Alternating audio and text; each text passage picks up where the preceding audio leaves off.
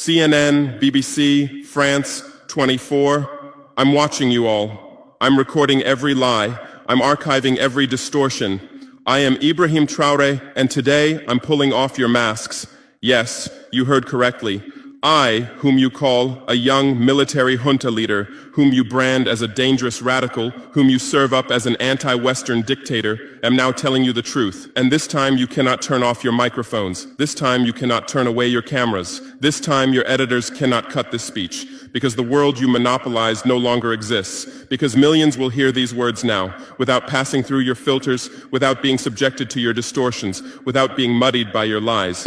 I am 34 years old. Every day of my life, I grew up with your lies. As a child, I would watch Africa on television. Always the same images. Children with flies, dry lands, weapons, death. This is Africa, they told us. This is what Africa is. And we believed it. We were ashamed of ourselves. We were ashamed of our own lands, of our own people. But then I grew up. I read, I researched, I questioned, and I understood that the Africa you showed us wasn't real. The story you told us was a lie. The fate you imposed on us was a script you had written. For years, how have you portrayed Africa? How have you shown it? How have you sold it to your viewers? As if we were creatures who had no share of humanity, as if we were savages left outside of civilization, as if we were wretches waiting for you to save us. Every day, every hour, every minute, the same story plays on your screens. Hunger, war, disease, corruption, terror, chaos. These are the words that come to mind when Africa is mentioned. In your Africa dictionary, there are no other words. No hope, no success, no development, no resistance, no honor, no pride, no victory. So I ask you, New York Times, Washington Post, Guardian, Le Monde, have you ever made Africa's successes your headlines? How many times have you written about Rwanda's technology miracle? How many times have you shown Ethiopia's reforestation project? How many times have you praised Botswana's democratic success? How many times have you described Kenya's entrepreneurial ecosystem? No, because these don't fit your scenario. Your Africa cannot be successful. It cannot, because then how will you legitimize your exploitation? If it's not in need of help, how will you intervene? If it's not backward, how will you look down on it? Have you ever asked yourselves, has any editor sitting at their desk, any news director in a meeting, any columnist at their keyboard ever thought, why are the people of the world's richest lands poor? Here are the numbers for you, real numbers. Africa owns 70% of the world's cobalt reserves. Your cell phone, your computer, your electric car won't work without cobalt.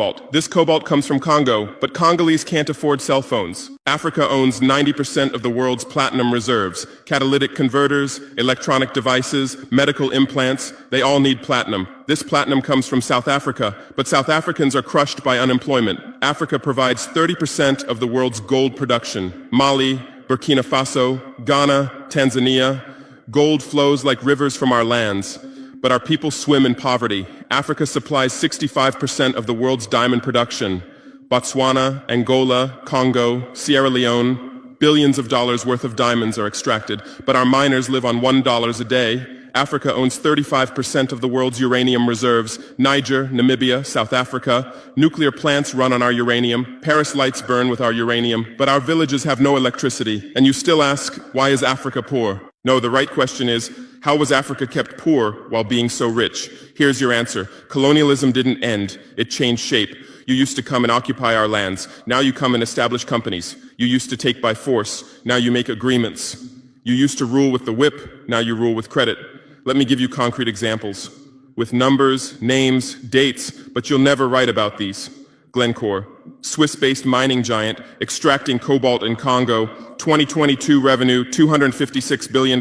Tax paid to Congo, $500 million. That's 0.2%. Is this justice? Rio Tinto, British-Australian mining giant, extracting bauxite in Guinea, 20 million tons annually. What's left for Guinea? Environmental pollution and cancer. Total, now Total Energies, French oil giant, extracting oil in Angola, Nigeria, Congo. 2022, profit, $36 billion investment in Africa, dirty pipelines, Anglo-American, founded in South Africa but now in London. Diamonds, platinum, iron, taking everything. What it left in South Africa, 6 million unemployed miners. And these are just the tip of the iceberg.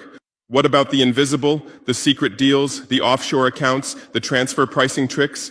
Every year, $88 billion in illegal money flows out of Africa. Who writes about this? Every year, $45 billion in aid comes to Africa. Everyone writes about this, but no one says Africa is not the continent receiving aid, it's the continent giving aid. While you zoom your cameras on swollen bellies, there is a huge system working silently in the background. Every day, tons of gold, diamonds, cobalt, uranium, oil leave our land. But how? Here is the system. Step 1, create corruption, bribe our leaders, open offshore accounts, promise them a life of luxury, send their children to your schools. Step 2, make deals, get 50-year, 99-year concessions, ask for tax exemptions, be exempt from environmental rules, ignore labor rights. Step 3, control the infrastructure.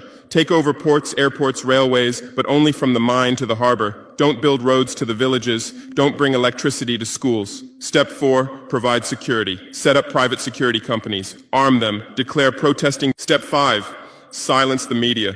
Buy local journalists. Suppress opposing voices. Serve internal unrest news to international media.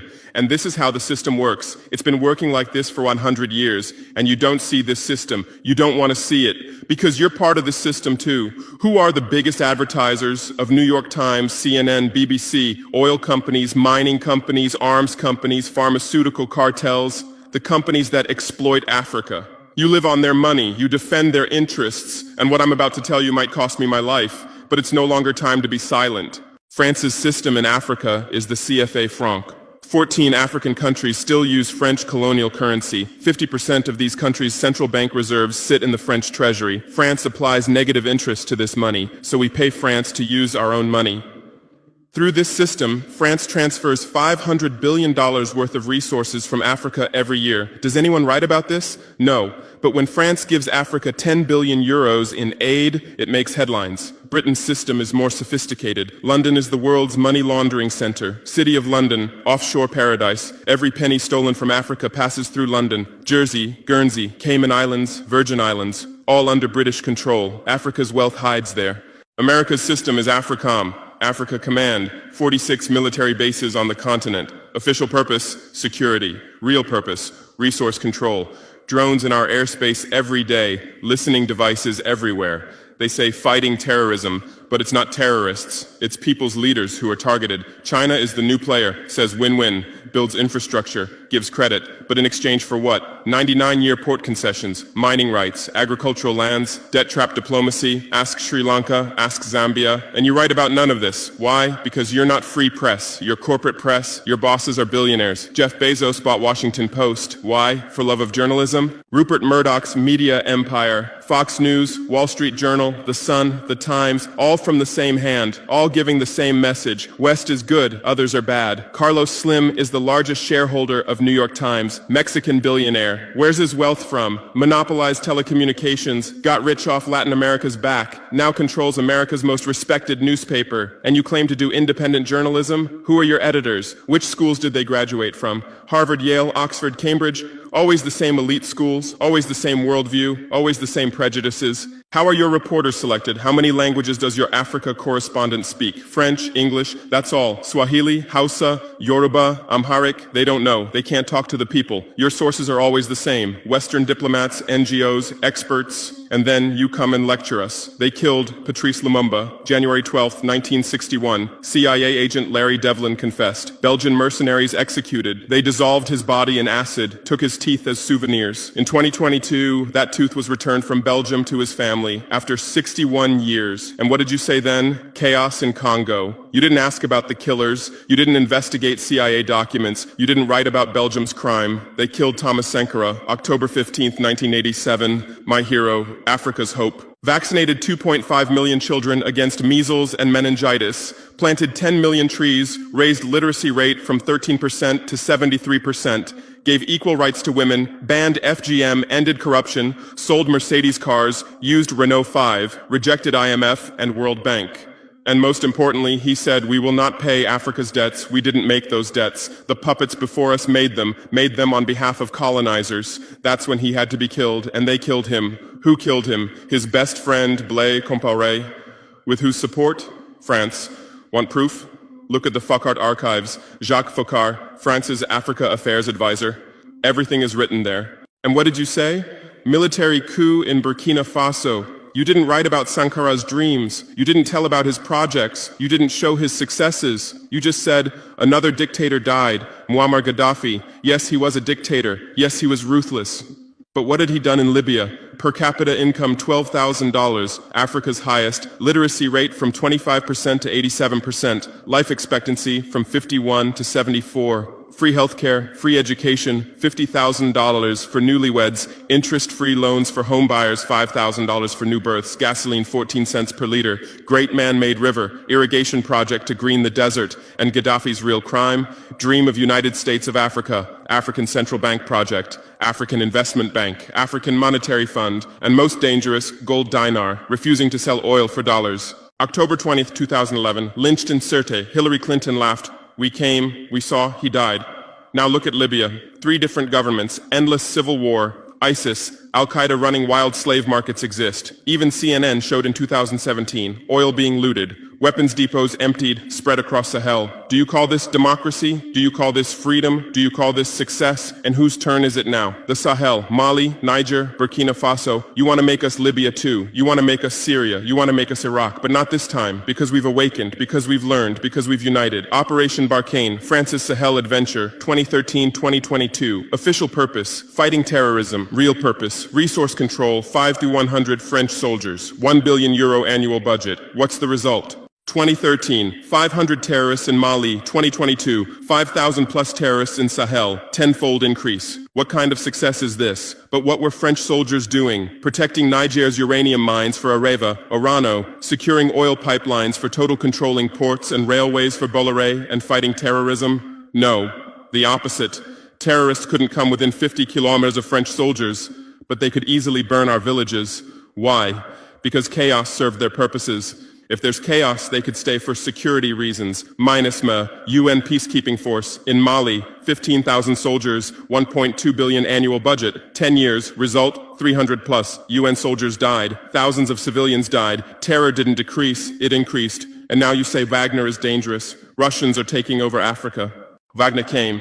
1,000 soldiers. What happened in 6 months? Terrorists fled. Villages are safe. Mines are working. People are at peace. What's the difference? Wagner is an ally we invited. France is an occupier who came by force. Wagner follows the agreement. France blackmails. Wagner brings results. France produces excuses. But you don't write the truth. You say Russian mercenaries. Well, what is French Légion étrangère? Aren't they mercenaries? What is American Blackwater Academy? What is British G4S? What is Israeli Black Cube? They are security companies. Wagner is a threat. Why? Because Wagner isn't yours. And the terrorism issue?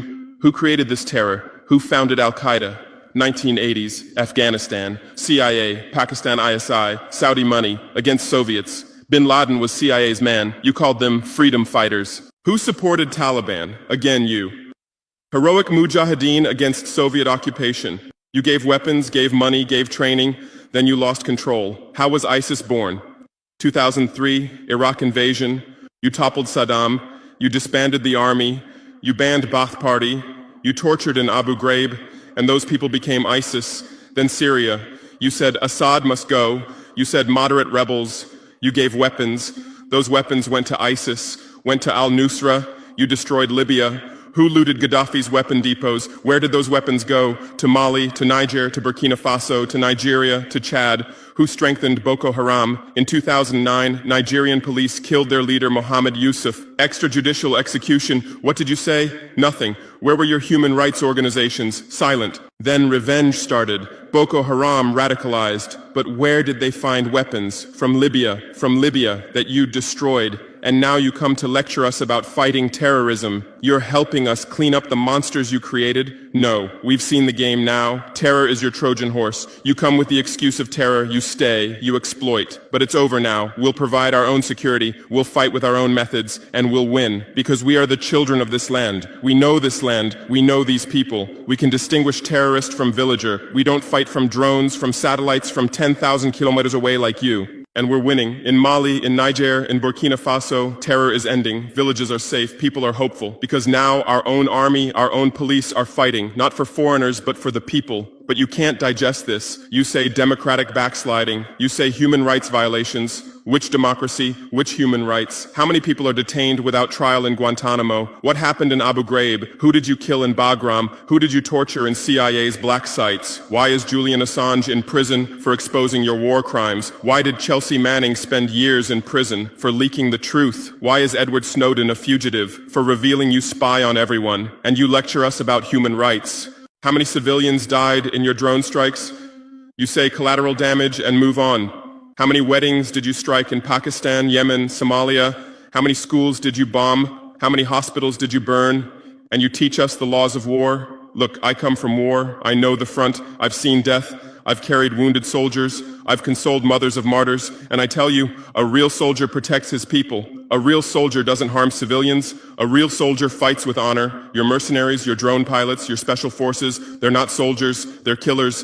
They kill people by pressing buttons from 10,000 kilometers away, then go home and play with their children. We don't fight like that. We look our enemy in the face. We protect civilians. We fight with our honor. We die with our honor. And we'll win. Because the righteous win. Because those who fight with their people win. Because those who fight for their land win. Let's return to your media. I know how you work.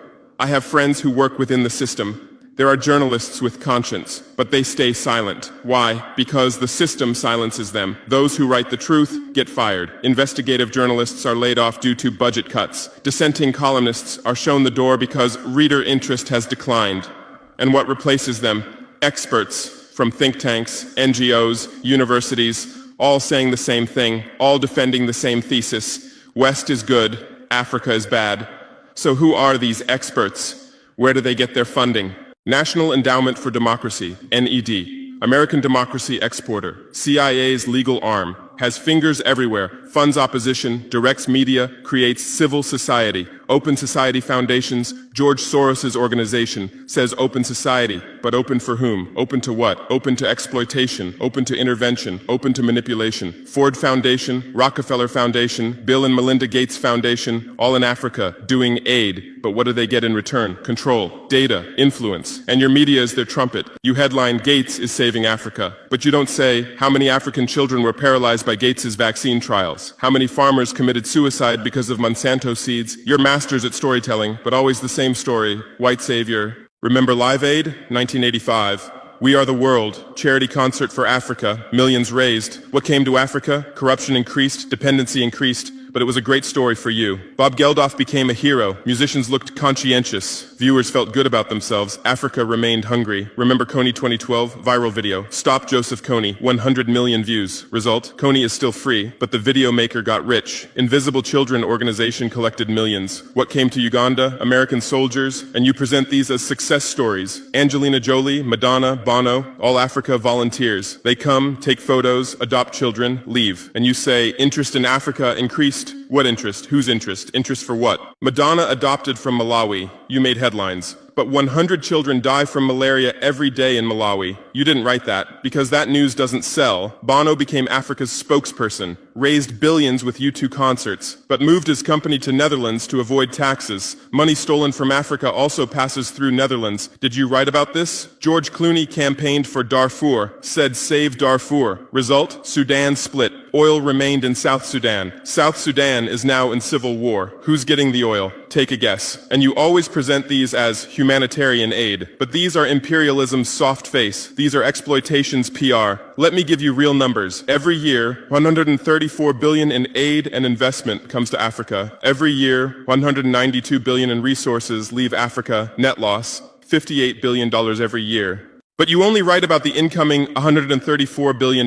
You don't write about the outgoing $192 billion. Why? Because then people will ask, why does Africa need aid? Illicit financial flows, 88.6 billion year multinational corporations profit transfers, 48.2 billion year debt interest, 17 billion year brain drain cost, 13.8 billion year climate change cost, 10.6 billion year illegal logging, 17 billion year illegal fishing, 1.3 billion year total, 192 plus billion dollars every year. This much resource leaves Africa every year. But what are your headlines? EU announces 20 billion euro aid package for Africa. China gives Africa $60 billion in credit.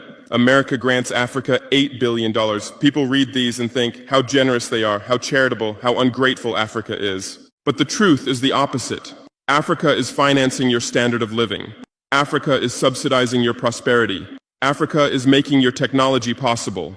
The cobalt in your iPhone from Congo, the lithium in your Tesla from Zimbabwe, the tantalum in your computer from Rwanda, your jewelry from Botswana, your chocolate from Ivory Coast, your coffee from Ethiopia, your oil from Nigeria, your uranium from Niger. And what do we get in return? Debt, poverty, humiliation, but enough. This game will end now because we've awakened. Our youth are sharing the truth on social media. Bar France out hashtag used 100 million times. Africa is bleeding 50 million. On Stop Exploiting Africa, 75 million. And what are you doing? You say Russian bots. You say Chinese propaganda. You say disinformation. No. These are real voices of real Africans. This is real anger. This is real awakening. There are millions of youth on TikTok, videos celebrating French soldiers leaving, images applauding Wagner's arrival, content explaining the truth on Twitter, Instagram, Facebook. The same voice everywhere. Enough! And you're panicking because you're losing control. You're losing the narrative. You're losing the monopoly. You established fact-checking organizations. Africa Check, AFP Fact Check. Who funds these? Facebook, Google, Bill Gates. The same system again. What are you checking? Whose facts are you defending? We say France exploits $500 billion a year. You say false. Only $440 billion. As if that changes the situation, as if 440 billion is little. We say Wagner has been successful. You say Wagner violates human rights. Well, what were French soldiers doing? Bombing Fulani villages, arming Dogon militias, accidentally striking weddings. Your hypocrisy is so obvious that no one believes you anymore. Remember what Anderson Cooper said on CNN? Democracy is declining in Africa. Which democracy, Anderson? Your democracy? America's democracy? Your Capitol riot, January 6, 2021. You said, attack on democracy. 5 people died. Our Sankara assassination, October 15, 1987. You said, internal matter. 1 person died, but that person was the hope of 20 million people. In your elections, corporations fund candidates, lobbyists write laws. You call our elections rigged. In your country, police kill blacks. George Floyd, Breonna Taylor, Ahmaud Arbery. You lecture us about police violence. On BBC, Kasia Madera presents Africa News. Polish origin. How many years has she lived in Africa? How many African languages does she speak? But every day she speaks as an Africa expert. Africa is like this. Africa is like that. On France 24, cameramen, editors, producers, most are French. Even Africa correspondents are mostly French, and they do objective journalism. Even Al Jazeera. Qatar funds it. What business does Qatar have in Sahel? But every day they report Sahel crisis. Whose crisis are they telling? Deutsche Welle, Voice of America, RFI, all state media, all propaganda tools. But they play the role of independent media, and our local media, most are sold out. Most are cowards, most are dependent. Le Pay's newspaper in Burkina Faso, who's the editor? Where did he get his education? Where does he get his funding? Who are his advertisers? We know the answers, all tied to the same system, all serving the same master. But a new generation is coming. Bloggers, YouTubers, podcasters, they have no masters, they have no fears. James Coco, Natalie Yam, Kemi Seba, they have millions of followers. They tell the truth, they expose the system, and you label them as extremists. You try to shut down their Twitter, you restrict their YouTube, but in vain. Truth cannot be stopped. You close one channel, 10 open. You silence one voice, 1,000 rise. Here's my final message to you. Your lies are ending. Your empire is collapsing. Your monopoly is breaking. And what's replacing it? Truth, justice, freedom. Africa is no longer your story. Africa is writing its own story, filming with its own camera, telling in its own language. And in this story, you're not heroes, not saviors, not benefactors. In this story, you're the guilty ones, colonizers, liars, thieves. But you still have a chance. You can still change. You can still stand on the right side. There are journalists with conscience among you. I know. I recognize them. We talk. I call out to them. Gather your courage. Write the truth. Rebel against the system. You might get fired. You might become unemployed. You might be threatened. But you'll be on the right side of history. You'll look at your children's faces without shame. Your conscience will sleep peacefully. And Africa won't forget you. Africa remembers its friends and its enemies. Be like Edward Snowden, be like Julian Assange, be like Daniel Ellsberg. Stand with the truth, or continue with your lies, continue with your blindness, continue with your complicity, but know that your end is coming. Your viewers are decreasing, your credibility is eroding, your power is depleting. The new generation doesn't believe you, the new generation doesn't listen to you, the new generation rejects you, and that new generation in Africa is 600 million people, 60% under 25 years old, educated, connected, angry. They are my army, they are my weapon, they are my victory, and with them we're building a new world, a world without lies, without exploitation, without humiliation. In this world, Africa will be free, Africa will be strong, Africa will be a leader. And you'll remain just as a bad memory, a shameful footnote, a cautionary example. Future generations will read in history books. At the beginning of the 21st century, there were some media organizations. They lied, they served exploitation, then Africa awakened and they disappeared. That's your end. Inevitable, unchangeable, certain. I am Ibrahim Traoré, not Burkina Faso's leader, but its servant, not Africa's dictator, but its child, and not your nightmare, but your mirror. Look well at this mirror. See yourself, see your lies, your hypocrisy, your crimes, and prepare, because Judgment Day is coming. Africa is awakening. The world is changing. Justice is manifesting. And you'll just watch. You won't be able to do anything else. Because history is on the side of the people. Truth is on the side of the oppressed. God is on the side of those who persevere. And we persevered. We persevered for 500 years. Now it's time for victory. Your lies are finished. Your masks have fallen. Your game has ended. Africa is free. Africa is strong. Africa is victorious forever.